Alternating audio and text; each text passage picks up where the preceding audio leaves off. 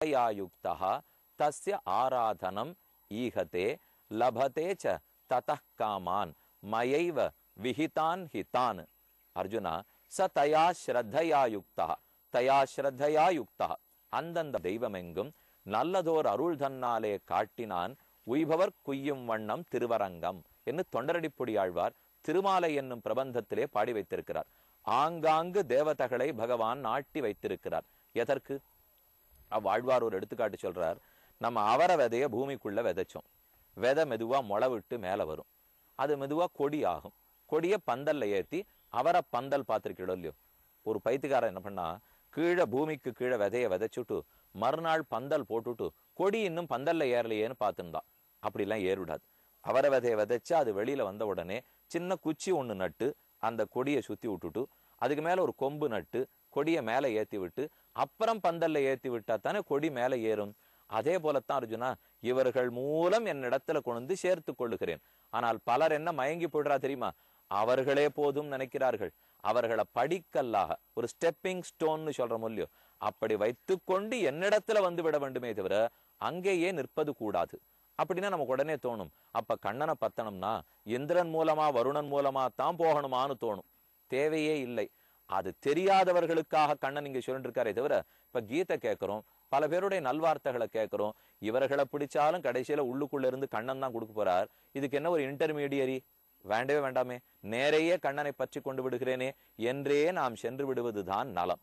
அப்படி ஒருவேளை முடியாதவர்களுக்காக இந்த ஸ்லோகத்திலே தெரிவிக்கிறான். இவர்கள் போய் ஏன் மற்ற தேவதைகளை பத்துகிறார்கள் என்றால், அவர்களை பற்றியாவது என்னிடத்துல வருவர்களாங்கிறதுக்காக. நம் பெரியோர்கள் ஒரு எடுத்துக்காட்டு சொல்லி வைத்துள்ளார்கள். பிள்ளை பேகணியாமல் மண் தின்ன விட்டு பின்பு பிரத்யௌஷதம் இடுமா போலே. ஒரு குழந்தை மண்ணை சாப்பிடுவேன்னு அடம் பிடிக்கிறது. ஓங்கி முதுகலை வச்சு மண்ணை சாப்பிடாதே அப்படின்னு தாயார் கடிஞ்சி சொல்லிவிடலாம். அது பிடிவாதத்துக்காகவான்னு 2 தடவை மண்ணை சாப்பிடும். அதனால தாயார் என்ன பண்றா, மண்ணை சாப்பிடச்சே சரின்னு விட்டுட்டு அதுக்கப்புறம் அது வயிற்று கோளாறுல அவதிப்படும் இல்லையோ, அப்ப அந்த குழந்தைய கூட்டு உட்காத்தி வச்சுன்னா அன்னைக்கே நான் சொன்னேன் இல்லையோ, மண்ணை சாப்பிடாதேன்னுட்டு இதுக்கு தான் சொன்னேன் அப்படின்னு மருந்தையும் கொடுத்து அதுக்கு சரிப்படுத்தி விடுறாரு இல்லையோ. அப்ப பிள்ளை பேகணியாமல் மண் தின்ன விட்டு பின்பு பிரத்யௌஷதம் இடுமா போலே, அப்புறம் மருந்து கொடுத்து சரிப்படுத்தி விடுறா போலே. கண்ணன் முதலே சொல்றார், இந்த தேவதாந்திரத்திலத்தெல்லாம் போகாதீங்கோ, அதெல்லாம் ரொம்ப தாழ்ந்த பயன் தான் உங்களுக்கு கிட்டும், உயர்ந்த பயன் தன்னிடத்துலதான் கிட்டும்னு தான் சொல்றார். 2வது சொல்றார், அங்க நீங்க போய் கேட்டாலும் அவர்களா கொடுத்துடுறது இல்லை. இப்ப இந்திரனா கொடுத்துட முடியாது, சந்திரனா கொடுத்துட முடியாதுன்னு உடனே புரிஞ்சு கொள்ளலாம். நாம ஏதோ ஒரு யாகம் பண்றோம், இந்திரனை குறித்து செய்து இன்ன பலம் வேணும்னு கேட்கிறோம். அந்த யாகத்துக்குரிய பலன் கொடுக்கிற வரைக்கும் இந்திரன் உயிரோடு இருக்கணுமே. அவர் என்ன அழியாத கடவுளான்னு, அழியாத தேவதையா? இல்லை. அவரும் ஒரு காலம் முடிஞ்சு போச்சுன்னா, பிரம்மாவனுடைய பகல் பொழுது முடிஞ்சு போச்சுன்னா இந்திரனுக்கு காலம் முடிஞ்சு போச்சு. அப்ப நாம் பண்ண யஜ்ஞ யாகம்லாம் என்ன ஆகும்? அவர் ஏதோ சாஸ்வதமா எப்பவுமே இருக்கிறவரா இருந்தா அப்ப நான் கேட்டது எல்லாத்தையும் என்னைக்கு வேணா கொடுக்கறதுக்கு அவரால் முடியும். ஆனாலும் நாம் பண்ண யஜ்ஞம் வீணா போகக்கூடாது. அப்ப யார் கொடுக்கறாதுக்கு? இந்திரனே இல்லாத போயிட்டா கூட இந்திரனுக்கு அந்தராத்மாவாக இருந்த பகவானத்தை ஞாபகம் வச்சுன்னு கொடுத்துருவாரோ இல்லையோ.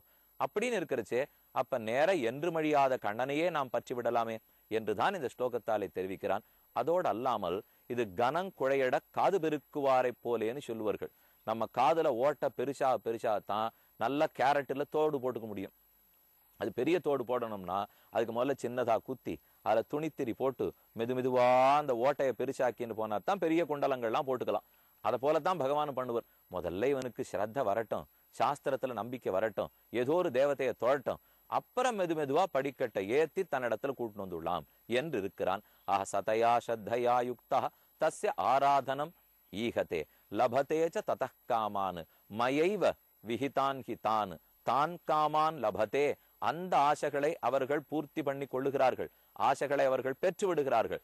மயைவ விஹிதான், என்னாலேதான் அந்தந்த தேவதைகள் அந்தந்த ஆசையை பூர்த்தி பண்ணக்கூடிய சக்தியை பெற்றன. நம்மாழ்வார் இதைத்தான் சாதிக்கிறார். அவரவர் விதி வழி அடைய நின்றனரே. அந்தந்த தேவதைகளை பற்றி நாம் வேண்டியத்தை பெற்றுக்கொண்டு போகும்படி தேவதைகளுக்கு உள்ளுக்குள்ளே பகவான் நிற்கிறான். அவன் இருந்தாத்தான் இந்த தேவதைகளால செயல்படுவதற்கே இயலும் என்று இந்த ஸ்லோகத்திலிருந்து நாம் புரிந்து கொள்ளுகிறோம். தேவதைகளுக்கெல்லாம் தேவதையான நரசிம்ம பெருமான் சேவை சாதிக்கிற இடம். உக்ரஸ்தம்பத்தையும் சேவிச்சுனுட்டோம், ஜுவாலா நரசிம்மரையும் சேவித்துக் கொண்டோம். இனி அடுத்த நரசிம்மரை தேடி போவோம். ஆழ்வார்